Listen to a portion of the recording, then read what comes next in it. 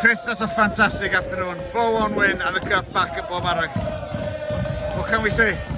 Yeah, you mentioned in the last interviews that I've done with you, obviously there's been a bit of disappointment around because we never quite got over the line in the league, but it's not every season that you get to come and have a cup final and give our loyal supporters a day out like they've had today. So I'm just delighted for them, really, delighted for everyone at the club that we've got something to show for our hard work this season.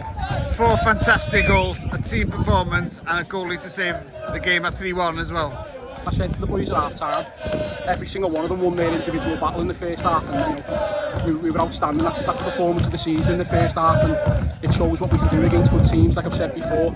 Beginning of the second half, full credit to them, they came back into the game, done really well. The top side, there's a reason that they've won their league, but I just thought we were outstanding from 1 to 16 today, every single player, and then with the backdrop of our own support, it's been a brilliant day all around.